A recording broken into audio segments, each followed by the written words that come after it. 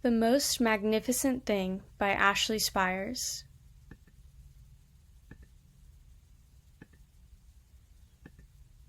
For all the little perfectionists of the world. This is a regular girl and her best friend in the whole wide world. They do all kinds of things together. They race, they eat, they explore, they relax. She makes things, he unmakes things. One day, the girl has a wonderful idea. She is going to make the most magnificent thing. She knows just how it will look. She knows just how it will work. All she has to do is make it. And she makes things all the time, easy peasy. First, she hires an assistant. Next, they gather their supplies. They set up somewhere out of the way and get to work.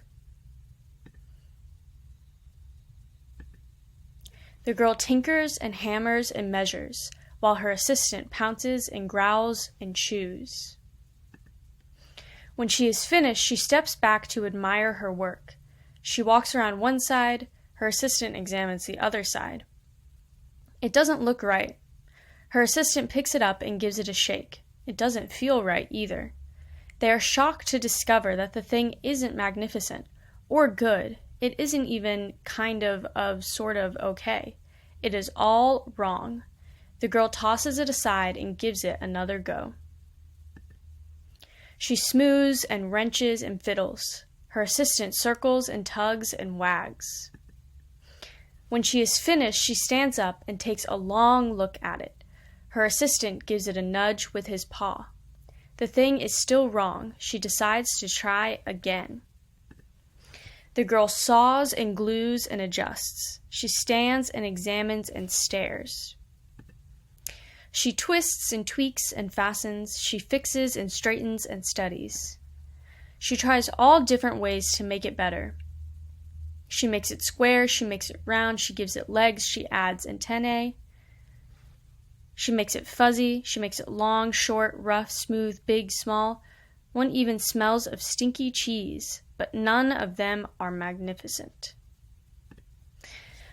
Her hard work attracts a few admirers, but they don't understand. They can't see the magnificent thing she has in her mind.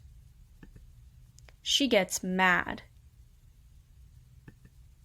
The angrier she gets, the faster she works. She smashes pieces into shapes. She jams parts together. She pummels the little bits in.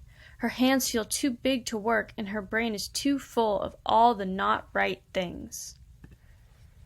If only the thing would just work. Crunch. The pain starts in her finger. It rushes up to her brain, and she explodes. It is not her finest moment. I'm no good at this. I quit.